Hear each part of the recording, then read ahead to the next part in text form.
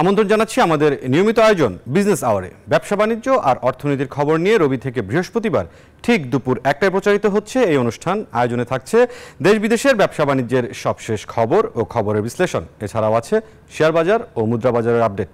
আজ পুরো সময় আপনাদের সাথে আছি আমি মুরসালিন হক জুনায়েদ। হিমাগারের ভাড়া বৃদ্ধির জন্য রাজশাহীতে আলু চাষিদের বিক্ষোভ চলছে। আমরা সরাসরি চলে যাচ্ছি সেখানে, আমাদের প্রতিনিধির মাধ্যমে খবরটি জেনে নিতে চাই। দেখতে পাচ্ছি যে সড়কে বিপুল পরিমাণ আলু ফেলে রেখেছেন সম্ভবত সেখানকার কৃষক অথবা ব্যবসায়ীরা। আমরা সেখানকার পরিস্থিতি একটু জানতে চাই, কি চলছে সেখানে।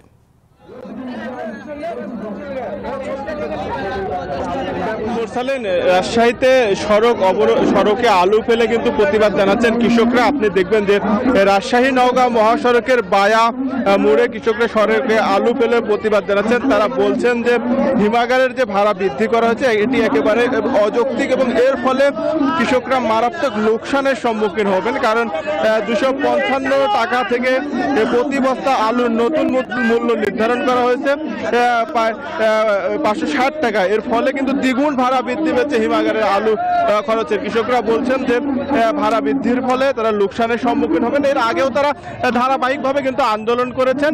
আন্দোলনের ফলে কিন্তু ভাড়া কমানোর আশ্বাস দিলেও কিন্তু সেটি আর প্রশাসন রক্ষা করেনি বা আনুষ্ঠানিক কোনো ঘোষণা দেয়নি। এর ফলে কৃষকরা তাদের আন্দোলন অব্যাহত রেখেছে। আজকে সকাল 10টায় তারা আন্দোলন শুরু করেন এবং দুপুর 12টায় কিন্তু রাজশাহী নওগাঁ মহাসড়কের এই বায়ামোড়ে মহাসড়কে আলু ফেলে নষ্ট করে কৃষকরা প্রতিবাদ জানাচ্ছেন। তারা বলছেন যে ভাড়া বৃদ্ধির বাতিল না করলে তাদের এই আন্দোলন অব্যাহত থাকবে এবং প্রশাসনের ঊর্ধ্বতন যারা কর্মকর্তা রয়েছেন তারা এই ঘটনাস্থলে এসে ভাড়া কমানোর ব্যাপারে আনুষ্ঠানিক ঘোষণা না দেওয়া পর্যন্ত কৃষকরা আলু হিমাগারে রাখবেন না এবং তাদের যে আন্দোলন সেই আন্দোলন অব্যাহত রাখবেন। কৃষকরা বলছেন তাদের ভাড়া বৃদ্ধির ফলে তারা উৎপাদন খরচ উঠবে কিনা সেটি নিয়ে তারা হিমশিম খাচ্ছেন। তার উপরে আবার বাড়তি ভাড়ার ফলে কিন্তু কৃষকদের লোকসান বাড়বে এবং বাজারে যে আলুর ন্যায্য মূল্য সেই ন্যায্য মূল্য কিন্তু নিশ্চিত হবে না। কৃষকরা বলছেন একদিকে উৎপাদন খরচ বেড়েছে, অন্যদিকে হিমাগারের ভাড়া দ্বিগুণ করা হয়েছে। এর ফলে লোকসানের আশঙ্কায় কিন্তু কৃষকদের এই আন্দোলন অব্যাহত রয়েছে এবং তারা বলছেন যে ভাড়া যতক্ষণ পর্যন্ত কমানো না হবে ততক্ষণ পর্যন্ত তাদের আন্দোলন অব্যাহত থাকবে এবং তাদের যে প্রতিবাদ এর আগেও কিন্তু তারা প্রতিবাদ জানিয়েছেন যে কৃষকরা এর আগেও এই রাজশাহী নওগাঁ মহাসড়কের মোহনপুরে কিন্তু সড়কে আলু ফেলে প্রতিবাদ জানিয়েছিলেন। আজকেও সকাল 10টায় আন্দোলন শুরু করেন কৃষকরা। সেখানে রাজশাহীর বিভিন্ন উপজেলার কৃষকরা কিন্তু এখানে এসে আন্দোলন শুরু করেন এবং তারা এরপরে বায়া মোড়ে অবস্থান নিয়ে সড়কে বিপুল পরিমাণ আলু ফেলে সেগুলো নষ্ট করে তারা প্রতিবাদ অব্যাহত রেখেছেন এবং তারা বলছেন যে যতক্ষণ পর্যন্ত হিমাগারের ভাড়া আগে না কমানো হবে ততক্ষণ পর্যন্ত তাদের আন্দোলন অব্যাহত থাকবে। এবং কৃষকদের যে ভাষ্য সেখানে তারা বলছেন যে আলুর ভাড়া বৃদ্ধির ফলে প্রতি কেজি আলু রাখতে কৃষকের খরচ হবে 8 টাকা। এই নতুন যে 8 টাকা ভাড়া নির্ধারণ করা হয়েছে প্রতি কেজিতে, এর ফলে কৃষকরা লোকসানের সম্মুখীন হবেন। কারণ বাজারে কিন্তু আলুর দাম আর আগের মতো নেই, এখন আলুর মূল্য একেবারেই কম। তার উপরে বাড়তি ভাড়ার ফলে কিন্তু কৃষকদের লোকসান বাড়বে। কৃষকরা বলছেন যে নিঃস্ব হয়ে যেতে হবে তাদেরকে হিমাগারে আলু রাখতে গেলে। ফলে ভাড়া না কমানো পর্যন্ত তাদের আন্দোলন অব্যাহত থাকবে বলে আমাদেরকে কিন্তু আন্দোলনকারী কৃষকরা জানিয়েছেন। এই ছিল রাজশাহী থেকে সর্বশেষ মুরসালিন। জি মুর্তজা, আপনাকে অসংখ্য ধন্যবাদ আমাদের সাথে যুক্ত হওয়ার জন্য। দর্শক, উৎপাদন খরচ এবং হিমাগারের ভাড়া বৃদ্ধির প্রতিবাদে রাজশাহীতে আলু চাষিরা প্রতিবাদ জানাচ্ছেন। সড়কে তাদের উৎপাদিত ফসল ফেলে দিয়ে মতিউর মুর্তজা জানাচ্ছিলেন আমাদেরকে বিস্তারিত। আমরা চলে যাব আমাদের অন্যান্য প্রসঙ্গে। নতুন করে 700 মেগাহার্টজ ব্যান্ডে স্পেকট্রাম বিক্রি নিয়ে টেলিযোগাযোগ নিয়ন্ত্রক সংস্থা বিটিআরসিকে চ্যালেঞ্জে ফেলছে মোবাইল অপারেটররা। বিটিআরসি যে দামে এই ব্যান্ডের স্পেকট্রাম বিক্রি করতে চায় তা নিয়ে আপত্তি আছে অপারেটরদের। যদিও বিটিআরসি বলছে স্পেকট্রামের দাম নিয়ে ভাবতে হবে বাস্তবতার নিরিখে। প্রযুক্তির উত্তরোত্তর আধুনিকায়ন হলেও দেশের প্রায় 19 কোটি মোবাইল সিম এবং প্রায় 13 কোটি ইন্টারনেট ব্যবহারকারীদের গুণগত সেবা নিশ্চিত করা যায়নি এখনো। নিরবচ্ছিন্ন নেটওয়ার্ক নিয়ে সেবা গ্রহীতাদের অভিযোগ দীর্ঘদিনের। নেটওয়ার্ক পরিস্থিতি আরও উন্নত করতে চলতি বছরের জুন নাগাদ 700 মেগাহার্টজ ব্যান্ডের নিলাম সম্পন্ন করতে চায় টেলিযোগাযোগ নিয়ন্ত্রক সংস্থা বিটিআরসি। এই স্পেকট্রামের ভিত্তিমূল্য 263 কোটি টাকা নির্ধারণ করেছে সংস্থাটি। আর এখানেই আপত্তি জানিয়েছে দেশের সবচেয়ে বড় মোবাইল অপারেটর। ভিত্তিমূল্য 263 কোটি টাকা ধরা হয়েছে।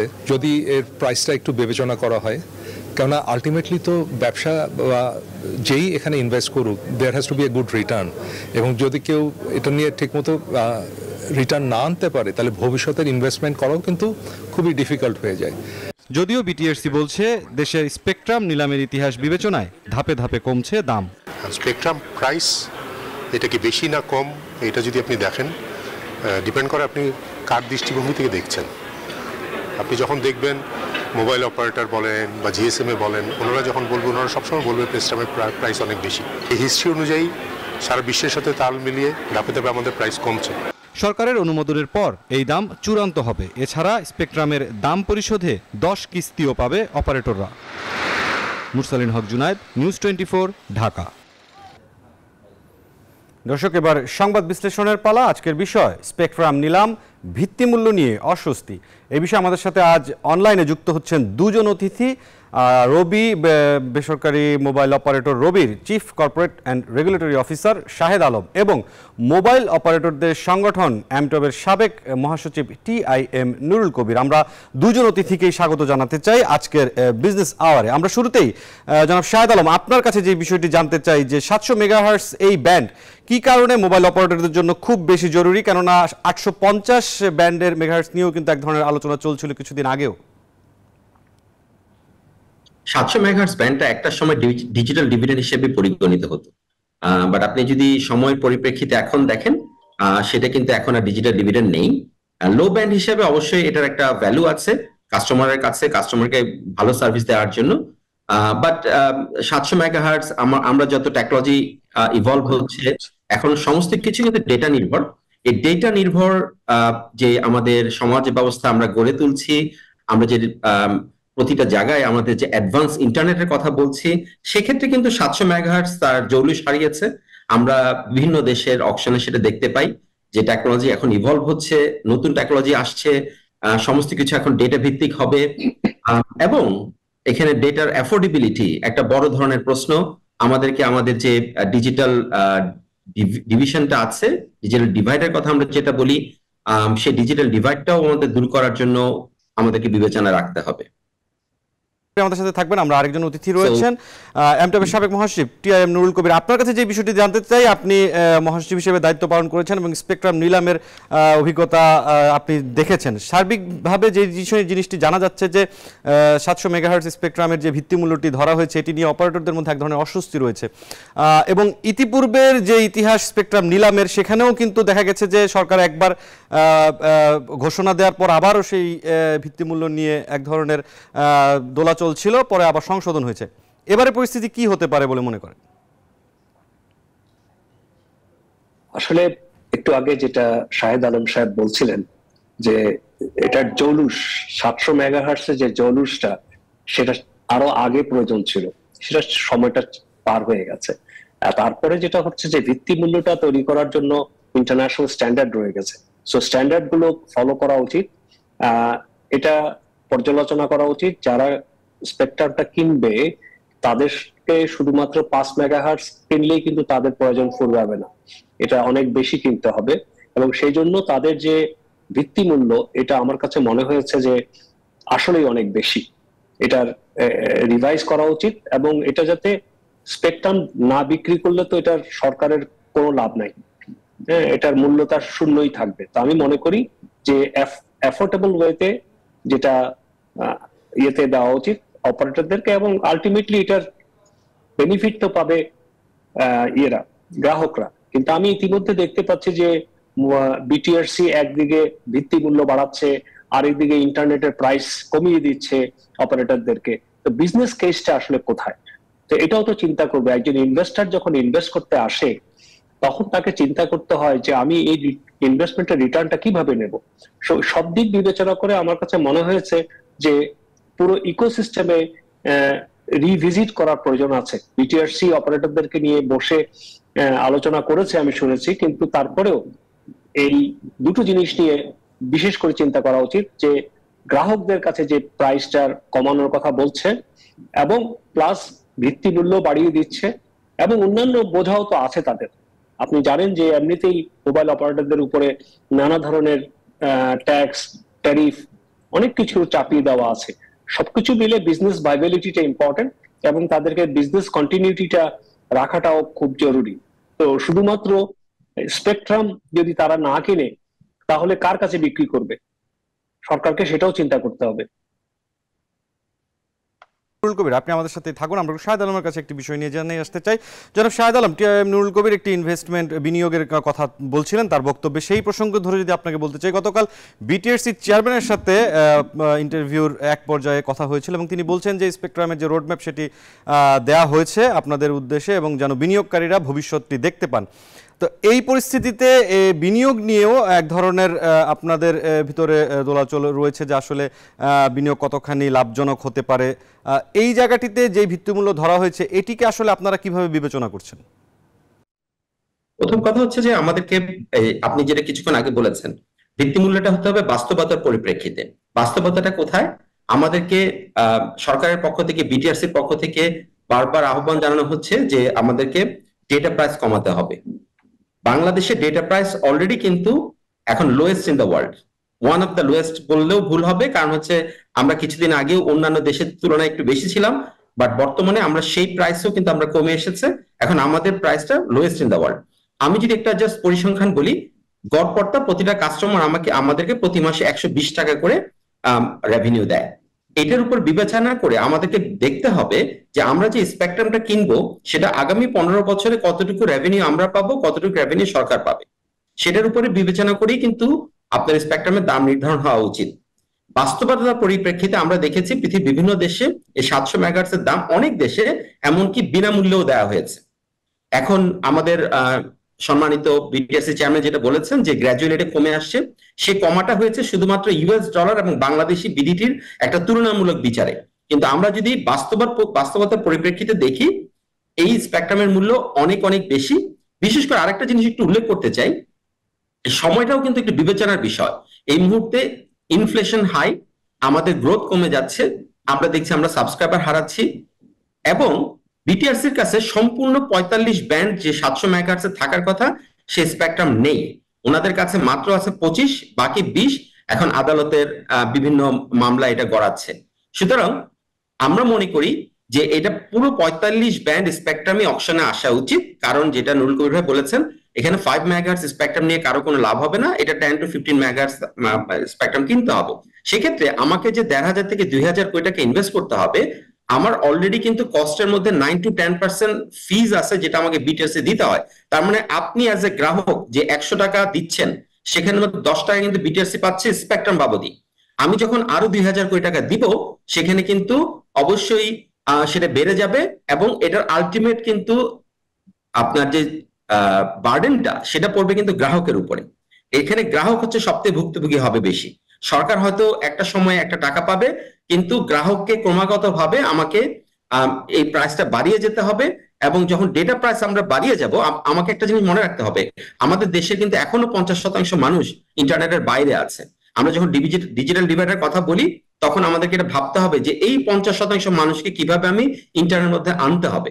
ইন্টারনেটের মধ্যে যদি আনতে হয় তাহলে আমাদেরকে প্রাইস কমাতে হবে, আমাদেরকে প্রাইস কমাতে হলে স্পেকট্রামের প্রাইস অবশ্যই কমাতে হবে।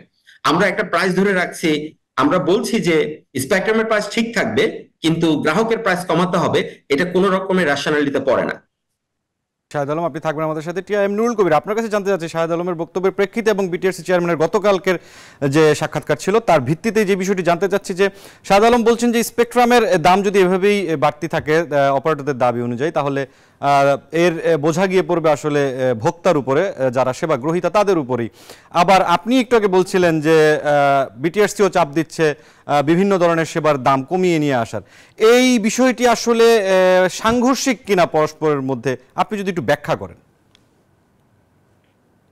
বিষয়টা আসলে সাংঘর্ষিক বলা যায় না, আমি বলছি যে এটা একটা বিজনেস কেস, এবং বিজনেস মডেল গুলো যদি উভয় পক্ষ বসে ঠিক করে, অপারেটররা যদি তাদের তাদের একটা বিজনেস প্ল্যান আছে, তাদের একটা বিজনেস কেস তারা তৈরি করে, যে তারা সবাই কিন্তু ইনভেস্ট করতে এসছে কিছু না লাভ করার জন্য, লস করার জন্য কেউ আসেনি। কিন্তু সেটা সহনীয় জায়গার মধ্যে আনা দরকার। আর বিটিআরসি তাদের রেগুলেটর হিসেবে ফ্যাসিলিটেটরের ভূমিকা পালন করা উচিত, এবং সেখানে অপারেটরদেরকে যাতে সহনীয় জায়গায় তারা সেবাটা দিতে পারে, সেখানে সাংঘর্ষিক বলবো না, আমি বলবো পরস্পরের মধ্যে একটা আন্ডারস্ট্যান্ডিং ডেভেলপ করার দরকার আছে। এটার একটা আন্ডারস্ট্যান্ডিং গ্যাপ আছে এখানে, এই গ্যাপটা পূরণ হওয়া দরকার। আরেকটা বিষয় শাহেদ আলম যেটা বলছিলেন যে এটাও খুব জরুরি, সেটা হচ্ছে যে শুধুমাত্র আপনার এই যে আমাদের দেশে স্পেকট্রাম বিক্রি হলো তাতে সরকারেরও রেভিনিউ দরকার আছে আমি মনে করি, কিন্তু অপারেটরদেরও ক্ষমতা সক্ষমতা বাড়ছে। কিন্তু আপনি যদি তৃণমূল পর্যায়ে দেখেন, সেখানে কিন্তু মানুষের কাছে সেই পরিমাণ হ্যান্ডসেট নাই যেটা দিয়ে এই ডিজিটাল সার্ভিসটা প্রোভাইড করা যাবে, এবং সেই হ্যান্ডসেটটা সরকারের উচিত বা বিটিআরসির উচিত এই বিষয়ে মনোনিবেশ করা এবং হ্যান্ডসেটটাও অ্যাফোর্ডেবল লিমিটের মধ্যে আনা। তাতে করে এই স্পেকট্রাম বিক্রি করলে হবে না, স্পেকট্রাম তো আমাকে ডেলিভার করতে হবে। সেই ডেলিভার করার জন্য আমার গ্রাহক কোথায়? আমাদের 50% or 55% হ্যান্ডসেট আছে মাত্র স্মার্টফোনে, বাকিটা তো সবাই ফিচার ফোন। সো সেই জায়গাগুলোতে তো তাদের বিজনেস কেসটা দেখতে হবে যে তারা এর মধ্যে দিয়ে সেটাকে তারা লাভবান হবে কিনা। আবার সরকারকেও দেখতে হবে, কারণ এই সার্ভিসটা এমন যে সরকার এবং অপারেটর উভয় কিন্তু রেভিনিউ শেয়ার করে। তো যার ফলে এই জায়গাটাতে বিটিআরসি এবং অপারেটররা বসে একটা উইন উইন সিচুয়েশন তৈরি করা উচিত, যেটাতে কাজে লাগবে। আরেকটা জিনিস যেটা আপনি খেয়াল করেছেন কিনা, শাহেদ আলম সাহেব একটা গুরুত্বপূর্ণ কথা বলেছে যে 20 মেগাহার্টজ কিন্তু আদালতে আছে, তার মানে কোনো একটা ডিসপিউট আছে 700 মেগাহার্টজের। সেই জায়গায় যদি পুরোটা না আসে, 5-10% নিয়ে কিন্তু ওনারা সার্ভিসটা দিতে পারবেন না।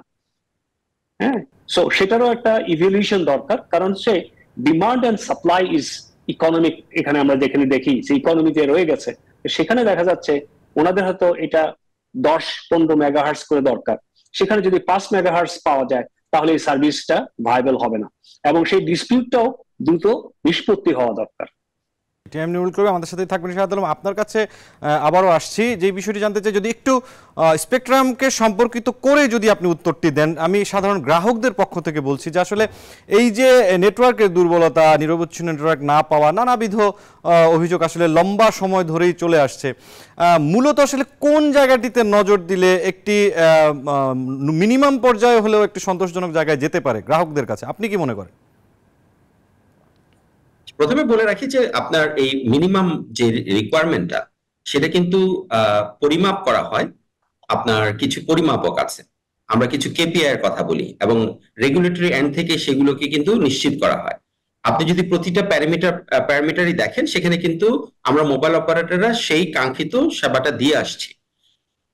কিছু লোকালাইজড ইস্যু আছে, যেমন ধরেন আমরা যখন অনেকবারই বলেছি পুরাতন ঢাকার সাইডে কিছু সমস্যা আছে, আমরা সাইট পাচ্ছি না, পুয়ার হ্যান্ডসেটের সমস্যা, অনেক ক্ষেত্রে নকল হ্যান্ডসেটের সমস্যা, আমরা অনেক ক্ষেত্রে ইন্টারফারেন্সের সমস্যা, এরকম হাজারটা সমস্যার কথা আমরা বলেছি। এর মাঝখানেও কিন্তু আমরা আরেকটা গুরুত্বপূর্ণ জিনিসের নিয়ে এখন কাজ হচ্ছে, সেটা হচ্ছে ইকোসিস্টেম ডেভেলপমেন্ট। ইকোসিস্টেমটাকে কিভাবে রিফর্ম করা যায়। আমাদের এখানে একটা গুরুত্বপূর্ণ জিনিস হচ্ছে মোবাইল অপারেটররা কিন্তু চারিদিকে হাত পা বাঁধা, আমরা শুধুমাত্র আপনাকে আমাদের নিয়ারেস্ট টাওয়ার থেকে আপনার হ্যান্ডসেটের সার্ভিসটা দিতে পারি, অন্য কোথাও তেমন কিন্তু আমার কোনো ভূমিকা নেই। এখানে ব্যাক এন্ডে বেশিরভাগ আপনার সার্ভিসগুলো দিচ্ছে অন্যান্য থার্ড পার্টি অপারেটররা, যারাও কিন্তু এখানে কোয়ালিটি অফ সার্ভিস দিতে বাধ্য। এবং সেক্ষেত্রে শুধু আমার কোয়ালিটি অফ সার্ভিসটা নিশ্চিত করলে হবে না, তাদের কোয়ালিটি অফ সার্ভিসটাও নিশ্চিত করতে হবে। সবচেয়ে বড় বাধা যদি আপনি আমাকে বলেন, অফকোর্স স্পেকট্রাম একটা বড় বাধা। আমাদের এখানে স্পেকট্রাম রিলিজটা আপনি দেখবেন প্রতি 3 বছর 4 বছর লেগে যায় এক একটা স্পেকট্রাম রিলিজ করতে। আবার যখন রিলিজ করতে আসা হয় তখন আইদার প্রাইসটা এত বেশি হয় সেটা নাগালের বাইরে থাকে, অথবা দেখা যায় একটা হাফ হার্টেড একটা স্পিরিট থাকে। যেমন ধরেন আমরা যেটা বলছি যে আপনি 45 মেগা সম্পূর্ণ ব্যান্ডটা নিয়েই আমাদেরকে স্পেকট্রামের জন্য অকশনে ডাকেন, কারণ 25 মেগাহার্টজ নিয়ে এখানে কিন্তু একটা বা দুটো অপারেটর খুব বেশি হলে স্পেকট্রাম পাবে, বাকি দুটো অপারেটর কিন্তু কোনো স্পেকট্রাম পাবে না। এবং আমাদের নুরুল ভাই যেটা বলেছেন সেটা হচ্ছে এখানে সেই ধরনের হ্যান্ডসেট এখনো বাজারে নেই, এখন বাজারে হ্যান্ডসেটটা অ্যাভেলেবেল করতে হবে। আপনি কিন্তু আমার কাছ থেকে এখনই প্রাইসটা চাচ্ছেন যে 263 কোটি টাকা করে আমি দিব, এবং সেটা যদি আমাকে 10 মেগাহার্টজ কিনতে হয়, তার মানে আমাকে প্রায় 2,500 কোটি টাকা আমাকে এখানে ইনভেস্ট করতে হবে।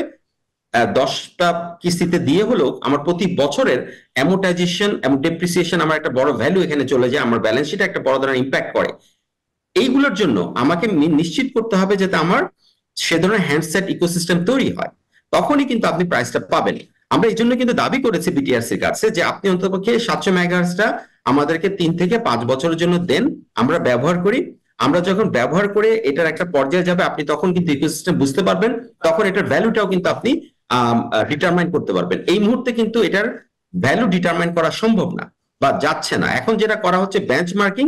আমরা মনে করি বেঞ্চমার্কিংটা সম্পূর্ণ রং। আমাদেরকে দেখতে হবে এই 700 মেগাওয়াটস আমি ইউজ করে আগামী 15 বছর আমি কি রেভিনিউ পাবো। আমরা সরকারের সাথে সেভাবে রেভিনিউ শেয়ার করতে রাজি আছি। আমরা বলছি প্রাইসটা সেভাবে ডিটারমাইন হওয়া উচিত। এখন আরবিট্রারি একটা প্রাইস যদি আপনি বলেন যে 900 মেগাহার্টস দাম এত ছিল, সুতরাং 700 মেগাহার্টস এটা হবে, 900 মেগাহার্টস এবং 700 মেগাহার্টসের সাথে এখন আর তুলনা হয় না। আমি যেটা বলেছি 700 মেগাহার্টস এর আগে অন্য ধরনের ডিমান্ড ছিল, এখন সেই ডিমান্ডটা নেই। এখন আমাদের টেকনোলজি অনেক দূর চলে গেছে। হ্যান্ডসেটও আপনি দেখতে পাচ্ছেন যে হ্যান্ডসেট ইকোসিস্টেমও তৈরি হয়নি এত বছর পরেও। এবং আপনি আমাদের পার্শ্ববর্তী দেশ ভারতেও দেখবেন যে ওখানে কিন্তু একটা অপারেটর ছাড়া বাকি 3টা অপারেটর কিন্তু 700 মেগাহার্টস নেয়নি, এবং না নিয়েও কিন্তু তারা ভালো করছে, কোয়ালিটি অফ সার্ভিস দিচ্ছে। এখন আমরা দিন দিন কিন্তু 4G থেকে 5G দিকে যাচ্ছি। এখন আমরা যত 5G দিকে যাব, লো ব্যান্ডের যে রিকোয়ারমেন্ট আছে, বিটিআরসি কে কিন্তু আরো স্পেকট্রাম অ্যালোকেট করতে হবে অতি দ্রুত এবং অফকোর্স অ্যাফোর্ডেবল প্রাইসে। বারবার করে আমি বলছি, যেই টাকাটা আপনি বা যেই ফিসটা আপনি বা যেই স্পেকট্রাম ভ্যালুটা আপনি আমার উপর ইম্পোজ করবেন, সেটার কিন্তু একটা রিফ্লেকশন হবে, ডাইরেক্ট রিফ্লেকশন হবে কনজিউমার প্রাইসের উপরে।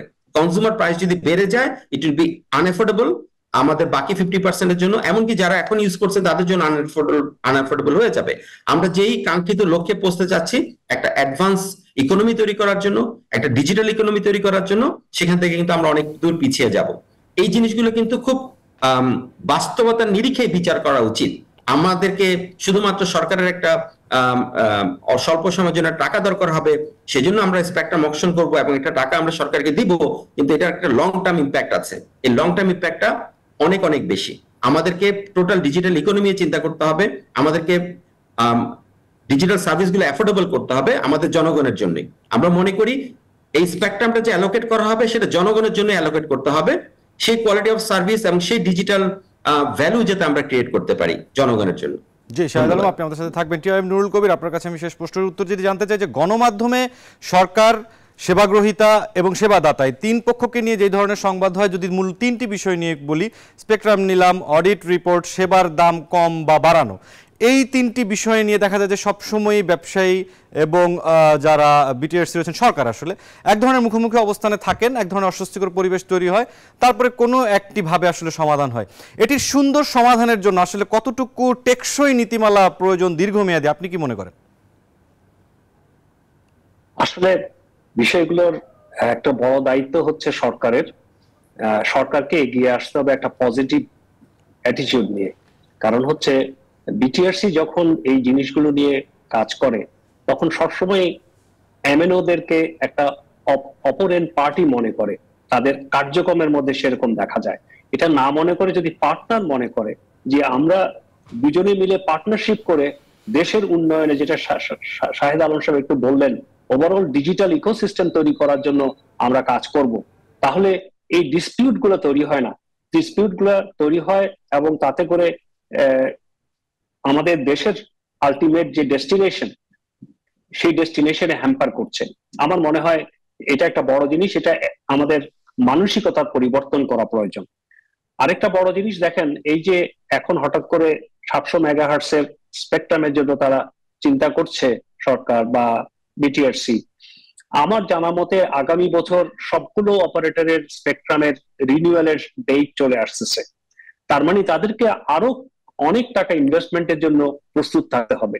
তো এই বিষয়ে সরকারকে প্রত্যেকটা বিষয় মাথায় রাখতে হবে যে আগামী বছর তারা স্পেকট্রাম রিনিউয়াল করবে, এই বছর তারা 700 মেগাহার্টজ কিনবে, তারপরে তাদের ডেপ্লয়মেন্টের খরচ আছে, মেনটেনেন্সের খরচ আছে, তারপরে সরকার ইকোসিস্টেম ডেভেলপমেন্টের জন্য কি কাজ করছে। 360 ডিগ্রিতে যদি না চিন্তা করে আমরা সাইলো বেসিসে কাজ করি, তাহলে এটা আসলে কারোরই লাভ হবে না। আমরা চাই ভোক্তা বা গ্রাহকের সেবা বাড়ুক, এফেক্টিভ হোক এখন সবাই ডিজিটাল প্রযুক্তিকে এমব্রেস করেছে এবং সেটা তৃণমূল পর্যায়ে যাক, এবং সেটার জন্য যে যে গ্যাপ আছে গ্যাপ অ্যানালাইসিস করে সেই গ্যাপগুলো পূরণ করার জন্য রেগুলেটরের একটা বিশেষ ভূমিকা নিতে হবে অপারেটরদেরকে সাথে নিয়ে। তো আমার কাছে মনে হয় যে আপনি যে কথা বলছিলেন, এরা কোনো সাংঘর্ষিকতা নাই, এখানে হচ্ছে পার্টনারশিপটাকে গড়ে তুলতে পারলে আমাদের দেশের উন্নতি হবে। আসলে মূল কথা হচ্ছে বাংলাদেশটা আমাদের সবার, বাংলাদেশের ডিজিটাল প্রযুক্তি বিকল্প কোনো উপায় নাই আমাদের উন্নতির জন্য। সেই কারণে সবাইকে পার্টনার হয়ে কাজ করলে দেখতে পাবেন যে আসলে সমস্যার সমাধান অনেক সহজ হবে। জি, জনাব টিআইএম নুরুল কবির এবং জনাব শাহেদ আলম, আপনাদের দুজনকে অসংখ্য ধন্যবাদ বিজনেস আওয়ারের আজকের আয়োজনে যুক্ত হওয়ার জন্য। ধন্যবাদ। দর্শক, আমরা এতক্ষণ সংবাদ বিশ্লেষণে ছিলাম। আমাদের আজকের আলোচনার বিষয় ছিল স্পেকট্রাম নিলাম, ভিত্তিমূল্য নিয়ে অস্বস্তি। আমাদের সাথে দুজন অতিথি অনলাইনে যুক্ত হয়ে সার্বিক আলোচনা করছিলেন। চলে যাচ্ছি অন্যান্য সংবাদে। নির্বাচনের স্পষ্ট দিন তারিখ জানতে না পারায় শিল্পে দেশি বিদেশি নতুন বিনিয়োগ উৎসাহিত হচ্ছে না। মঙ্গলবার দুপুরে রাজধানীর একটি হোটেলে সংবাদ সম্মেলনে এমন মন্তব্য করেন টেক্সটাইল মিল সমিতি বিটিএম এর সভাপতি শওকত আজিজ রাসেল। টেক্সটাইল মেশিনারি মেলা উপলক্ষে সংবাদ সম্মেলনে বিটিএম এর সভাপতি বলেন, গত 6 মাসে নতুন করে কোনো প্রতিষ্ঠানকে অর্থায়ন করতে পারেনি দেশের ব্যাংকগুলো। তিনি আরও বলেন, বিনিয়োগের উপযুক্ত সময় পার করার পরও নিরবচ্ছিন্ন জ্বালানি না পাওয়া, ডলার সংকট সহ নানা কারণে বাংলাদেশ বিনিয়োগ বঞ্চিত থাকছে। আন্তর্জাতিক কনভেনশন সিটি বসুন্ধরা আইসিসিবিতে আগামী 20 থেকে 23 ফেব্রুয়ারি পর্যন্ত 4 দিন এই মেলা চলবে। এবারের আসরে 33 দেশের 1100টি ব্র্যান্ডের প্রায় 1600টি স্টল থাকবে।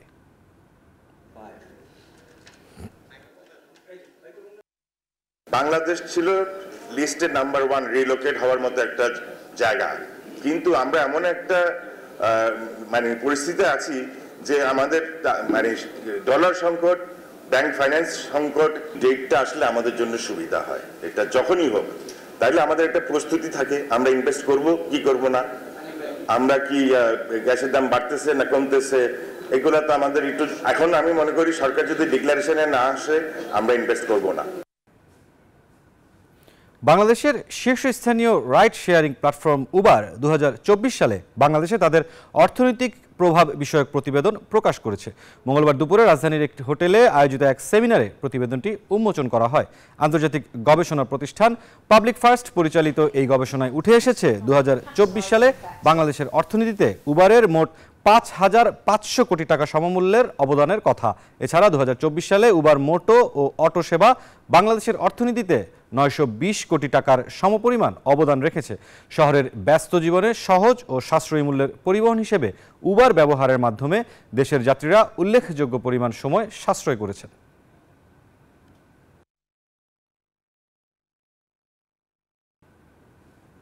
দর্শক, বিজনেস আওয়ারের সময় হলো একটি বিরতির, ফিরব অন্যান্য সংবাদ নিয়ে, সাথেই থাকুন। আবারও স্বাগত জানাচ্ছি বিজনেস আওয়ারে।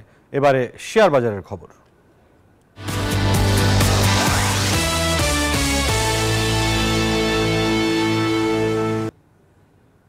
দর্শক, প্রতিদিনের মতো আমরা সপ্তাহের কর্মদিবসগুলোতে ঢাকা স্টক এক্সচেঞ্জের ওয়েবসাইটের মাধ্যমে পুঁজিবাজারের খবর জেনে নেই। আজও আমরা সেই বিষয়টি দেখে নেব, কি অবস্থায় দাঁড়িয়ে আছে আজকের পুঁজিবাজার। এখন পর্যন্ত ঢাকা স্টক এক্সচেঞ্জের ওয়েবসাইট যেটি বলছে পুঁজিবাজার কিন্তু নিম্নমুখী অবস্থায় রয়েছে। ডিএসই এক্স ইন্ডেক্স সূচক কমেছে 16 পয়েন্ট, এখন দাঁড়িয়ে আছে 5186 পয়েন্টে। সরিয়া ভিত্তিক ইন্ডেক্সের পয়েন্ট সূচক কমেছে 4 পয়েন্ট এবং দাঁড়িয়ে আছে 1155 পয়েন্টে। সরিয়া ভিত্তিক 30টি বিশেষায়িত যেই কোম্পানির শেয়ার রয়েছে তার ইন্ডেক্স 9 পয়েন্ট কমেছে, সূচক দাঁড়িয়ে আছে 1913 পয়েন্টে। এখন পর্যন্ত 286 কোটি টাকার লেনদেন হয়েছে। হাতবদল হওয়া শেয়ার এবং মিউচুয়াল ফান্ড ইউনিটের মধ্যে 98টি কোম্পানির শেয়ারের দাম বেড়েছে, অর্থাৎ 100-র নিচে কিন্তু নেমে গিয়েছে শেয়ারের দাম কোম্পানিগুলোর, এবং 200 অতিক্রম করেছে। 228টি কোম্পানির শেয়ারের দাম কমেছে এবং অপরিবর্তিত রয়েছে 68টি কোম্পানির শেয়ারের দাম। আমরা একটু দেখে নিতে চাই বিদেশি মুদ্রার বিনিময় মূল্যের সবশেষ কি পরিস্থিতি রয়েছে, সেদিকে একটু দেখে নিতে চাই। মার্কিন ডলার কেনা যাচ্ছে 121 টাকায়, বিক্রি হচ্ছে 122 টাকায়। ইউরো 124 টাকায় কিনে 129 টাকায় বিক্রি হচ্ছে পাউন্ড, 150 টাকায় কিনে বিক্রি হচ্ছে 155 টাকায়। চীনা ইউয়ান কেনা যাচ্ছে 15 টাকা 50 পয়সায়, বিক্রি হচ্ছে 17 টাকা 30 পয়সায়। সৌদি রিয়াল কেনা যাচ্ছে 32 টাকায়, বিক্রি হচ্ছে 33 টাকা 10 পয়সায়। ভারতীয় রুপি 1 টাকা 35 পয়সায় কিনে বিক্রি হচ্ছে 1 টাকা 45 পয়সায়। আমরা যেতে চাই স্বর্ণের যে দরদাম সেদিকে তাকাতে চাই। সবচেয়ে ভালো স্বর্ণ 22 ক্যারেট প্রতি ভরি 1,51,282 টাকা। 21 ক্যারেটের স্বর্ণ প্রতি ভরি 1,44,400 টাকা। 18 ক্যারেটের স্বর্ণ প্রতি ভরি 1,23,767 টাকা এবং সনাতন স্বর্ণের প্রতি ভরি 1,01,931 টাকা। রূপার দরদাম জেনে নিব। রূপার দরদামের দিকে তাকালে দেখা যাচ্ছে সবচেয়ে ভালো রূপা 22 ক্যারেট প্রতি ভরি 2,578 টাকা। 21 ক্যারেটের রূপা প্রতি ভরি 2,449 টাকা। 18 ক্যারেটের রূপা প্রতি ভরি 2,111 টাকা এবং সনাতন রূপা প্রতি ভরি 1,586 টাকা।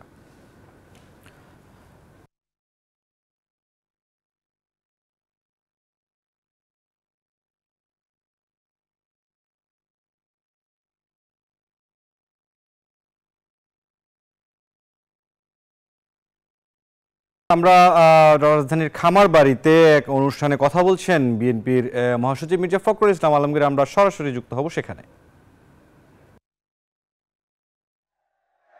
আমি কথাটা এই জন্য তুললাম, যেটা অনেককেই দেখলাম, আমি আপনার ঠিক খেয়াল করেননি। এই কথাটা কালকে স্থানীয় সরকার উপদেষ্টা বলেছেন, হুইচ ইজ ডেঞ্জারাস।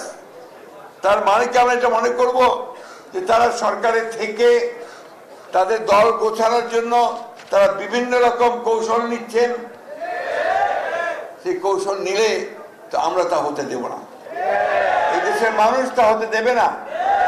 আমরা সেই যে খুব পরিষ্কার করেই বলছি, অবশ্যই নতুন যে কোনো রাজনৈতিক দলকে আমরা স্বাগত জানাবো। ছাত্র সংগঠন ইতিমধ্যে করেছেন, আমরা স্বাগত জানাচ্ছি। যখনই দল তৈরি করবেন স্বাগত জানাবো। তার অর্থ এই নয় যে আপনারা সরকারে বসে সরকারের সমস্ত সুযোগ সুবিধা নিয়ে আপনারা আপনাদের দল গঠন করবেন, সেটা কখনোই মেনে নেওয়া হবে না। আমি আবারও বলতে চাই অন্তর্বর্তীকালীন সরকারকে এবং সরকার প্রধানকে যে আপনি অবিলম্বে এই বিষয়গুলো ব্যবস্থা নিন, তাহলে জনগণের যে আস্থা আপনাদের উপরে আছে সে আস্থাও আপনাদের উপরে আর থাকবে না। আমি যখন প্রথম বলেছিলাম যে যদি এই অন্তর্বর্তী সরকারের কেউ নিরপেক্ষতা হারায় তাহলে আরেকটি নিরপেক্ষ সরকারের প্রয়োজন হবে, বলেছিলাম না? কেন বলেছিলাম তা এখন প্রমাণ হচ্ছে। তখন তিনি বলেছিলেন যে আমি নাকি 1/11 দিকে নজর দিচ্ছি। আমরা 1/11 ভুক্তভোগী। 1/11 যারা তৈরি করেছে তারা টিকতে পারেনি মানুষের কাছে। আবারও হুঁশিয়ার করে বলে দিতে চাই, যদি আবার কেউ সেই 1/11 কথা চিন্তা করেন, গণতন্ত্রকে বিসর্জন দিয়ে আবার সেই একদলীয় শাসন বা ফ্যাসিস্ট আন্দোলন, ফ্যাসিস্ট সরকারের দিকে যেতে চান, তাহলে কখনোই জনগণ মেনে নেবেন না। আমি ছাত্রদের উদ্দেশ্যে একটা কথা বলতে চাই, আমাদের ছাত্রদল উদ্দেশ্যে একটা কথা আমাদের সবসময় মনে রাখতে হবে যে জ্ঞানের কোনো বিকল্প নেই। জ্ঞান চর্চাটাই হচ্ছে আমাদের মূল লক্ষ্য হতে হবে। তখনই আমরা অত্যন্ত ভালো দল গঠন করতে পারবো যখন আমরা জ্ঞান অর্জন করতে পারবো। আমরা গোটা পৃথিবীর ছাত্র রাজনীতির ইতিহাস জানতে পারবো, যখন পৃথিবীর রাজনীতির ইতিহাস জানতে পারবো, যখন আমরা বিভিন্ন পরীক্ষায় উত্তীর্ণ হয়ে কোয়ালিফাই করে আমরা রাষ্ট্র পরিচালনার দায়িত্ব নিতে পারবো। এই বিষয়গুলো কিন্তু আমাদেরকে সবচেয়ে বেশি গুরুত্ব দিতে হবে। দর্শক, বিএনপি মহাসচিব মির্জা ফখরুল ইসলাম আলমগীরের বক্তব্য আমরা শুনছিলাম। বিজনেস আওয়ারের সময় হলো আরও একটি বিরতির, ফিরছি অন্যান্য সংবাদ নিয়ে, সাথেই থাকুন। আবারও স্বাগত জানাচ্ছি বিজনেস আওয়ারে। দর্শক, এবারে জনপদে শিল্প ও বাণিজ্যের খবর।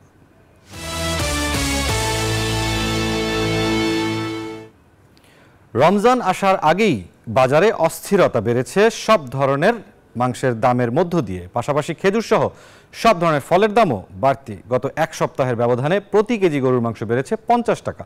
700 টাকা থেকে দাম বেড়ে বিক্রি হচ্ছে 750 টাকায়। খাসির মাংসের দামও কেজিতে 50 টাকা বেড়ে 1100 টাকায় কেজি বিক্রি হচ্ছে।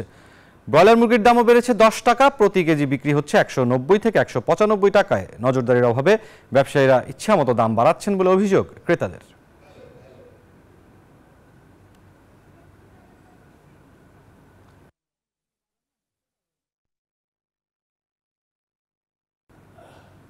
রমজানের বাজার পরিস্থিতি নিয়ে জানাতে বগুড়া থেকে যুক্ত হচ্ছেন আব্দুস সালাম বাবু। বাবু, বগুড়ায় রমজানকে সামনে রেখে বাজারগুলোতে কিরকম প্রস্তুতি দেখছেন জানাবেন।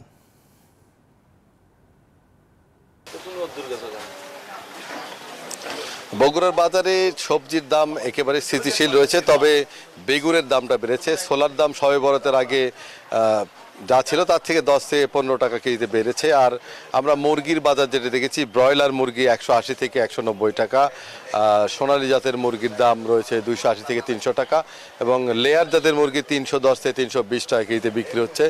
পাশাপাশি অন্যান্য যে সবজি রয়েছে সেগুলো কিন্তু স্থিতিশীল রয়েছে।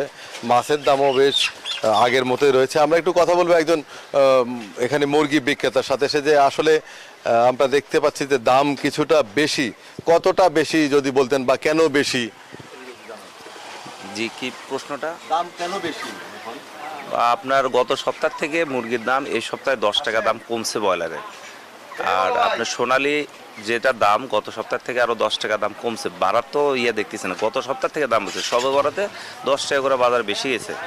এখনকার বর্তমান মূল্য থেকে সবে বরাতে বাজার গেছে 10 টাকা করে কেজিতে বেশি। এখন সেটা আবার 10 টাকা কেজিতে কমে ব্রয়লার মুরগি বর্তমানে বিক্রি হচ্ছে। হ্যাঁ, সরবরাহ আপনার সবে বরাতের আগেও ঠিক ছিল, এখনও ঠিক আছে। আমাদের এই মালগুলো বগুড়ার ভেতর থেকে আমরা পাচ্ছি, বাইরে যেতে হচ্ছে না। আর এখন এগুলো মাল তো আপনার কোম্পানির, বেশিরভাগই কোম্পানির মাল। এটা আপনার আমদানিতে কোনো ঘাটতি নাই। জানেন যে মোটামুটি সরবরাহ বেশ ভালো আছে। বগুড়া শহরের কলোনি বাজারে আমরা রয়েছি, এবং কলোনি বাজার সহ বিভিন্ন বাজারে আমরা দেখেছি যে চালের যে দাম সেটাই কিন্তু আগের মতো স্থিতিশীল রয়েছে। তারপরেও ক্রেতারা জানাচ্ছেন যে নিয়মিত বাজার মনিটরিং করা হোক। এই ছিল বগুড়া থেকে সর্বশেষ। ফিরে যাব স্টুডিওতে। আব্দুস সালাম বাবু, আপনাকে অসংখ্য ধন্যবাদ আমাদেরকে বগুড়ার বাজার পরিস্থিতি জানানোর জন্য। দর্শক, আমরা দেখছিলাম যে রমজানকে সামনে রেখে বগুড়ায় কি পরিস্থিতি চলছে বাজারে, সেই বিষয়ে জানাচ্ছিলেন সহকর্মী আব্দুস সালাম বাবু। চলে যাচ্ছে অন্যান্য সংবাদে। চলতি বড় মৌসুমে সার ও কীটনাশক সংকটে বিপাকে কুষ্টিয়ার কৃষকরা। দিনের পর দিন ডিলার আর ব্যবসায়ীদের কাছে ঘুরেও মিলছে না চাহিদা মতো সার। ফলে চলতি বড় মৌসুমে ফসল উৎপাদন ব্যাহত হওয়ার শঙ্কা দেখা দিয়েছে। কৃষি বিভাগ বলছে সারের কোনো সংকট নেই, তবে কৃত্রিম সংকট তৈরির সাথে কেউ জড়িত থাকলে নেওয়া হবে কঠোর ব্যবস্থা। মাহতাবুদ্দিন লালনের পাঠানো তথ্যচিত্রে ডেস্ক রিপোর্ট। বড় মৌসুমের ধান রোপণে মাঠে মাঠে ব্যস্ত সময় পার করছেন কৃষকরা। জানুয়ারি থেকে শুরু হয়েছে বোরো ধান রোপণের কার্যক্রম, তবে কৃষকরা রয়েছেন দুশ্চিন্তায়। অভিযোগ, দিনের পর দিন ডিলার পয়েন্ট সহ স্থানীয় ব্যবসায়ীদের কাছে ঘুরেও মিলছে না চাহিদা মতো সার। কিছু ডিলারের কাছে সার মিললেও তা বিক্রি হচ্ছে চড়া দামে। ফলে চলতি বড় মৌসুমে ধান, ভুট্টা সহ ফসল উৎপাদনে দেখা দিয়েছে শঙ্কা। দানাদার জিনিস, ওই জিনিসটা দিলে পরে দানা বৃদ্ধি হবে, কারণ ওই জিনিসটাই সংকট। ওই জিনিসটার দামটা অনেক বেশি, কারণ দেবো দেওয়া যাবে 10-এর, এখন দেওয়া লাগছে 5-এর। কোনো কিছু করে লাভ হচ্ছে না, ধান চাষ করে লাভ হচ্ছে না। ইউরিয়া সার কিনতাম আগে আমরা মনে করেন 8 টাকা 10 টাকা, এখন সেটা 25 টাকা 30 টাকা কেনা লাগছে। গতবারও যে রেট ছিল, তার আগেও যে রেট ছিল, এখনো বর্তমানে সেই রেট, কিন্তু আমরা তো সেই রেটে পাচ্ছি না। প্রতি বস্তায় 50 কেজিতে 500-700 টাকা বেশি দিয়ে আমাদের ক্রয় করা লাগছে। ডিলাররা বলছেন চাহিদা মতো সার না পাওয়ায় কৃষকদেরও সরবরাহ করা যাচ্ছে না। সঠিক পরিমাণ সার আমরা চাচ্ছি, কিন্তু সার পাচ্ছি না। এইটা খুব খারাপ একটা ব্যাপার। এইটার কারণে এই সারগুলো মানুষ পাচ্ছে না। ম্যাক্সিমাম ডিলার, আপনার বিসিএসসি ডিলাররা যারা আছে, ম্যাক্সিমাম ডিলাররা টাকা জমা দিয়ে বসে আছে, মাল পাচ্ছে না। এই বিষয়ে উপজেলা কৃষি কর্মকর্তা বলছেন ভিন্ন কথা। না, এই অভিযোগটা আসলে সঠিক না। কারণ হচ্ছে সারের দাম বাড়ি নাই, সারের বরাদ্দ পর্যাপ্ত আছে, বাজারে সরবরাহ আছে। আমাদের সারের মজুদের পর্যাপ্ততা রয়েছে, অভিযোগটি এখন ভিত্তিহীন। তারপর যদি কোথাও থেকে আমাদের স্পেসিফিক যদি অভিযোগ আসে, সেক্ষেত্রে আমরা সাথে সাথে তাৎক্ষণিকভাবে আমরা সেই ব্যবস্থাটা নিব। কুষ্টিয়া জেলার 6 উপজেলায় বড় মৌসুমে প্রায় 36,500 হেক্টর জমিতে বোরো ধানের চাষের লক্ষ্যমাত্রা নির্ধারণ করেছে কৃষি সম্প্রসারণ অধিদপ্তর। Desk report, news 24। এবারে বিশ্ব বাণিজ্যের খবর।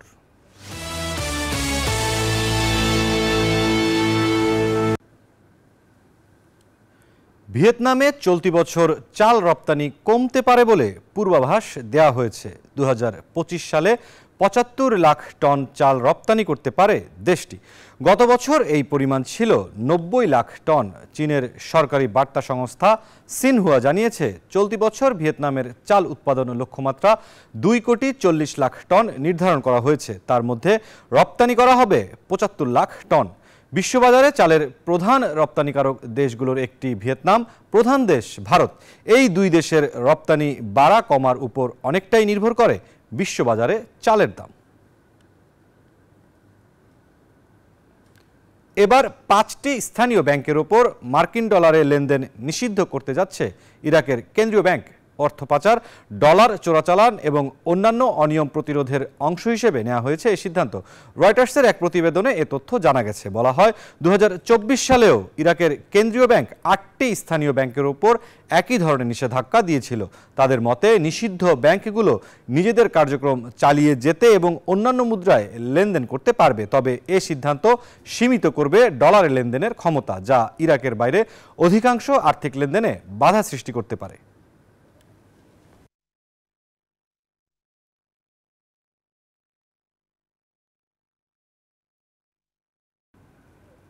এই ছিল বিজনেস আওয়ারের আজকের আয়োজনে। সাথে থাকার জন্য ধন্যবাদ সবাইকে।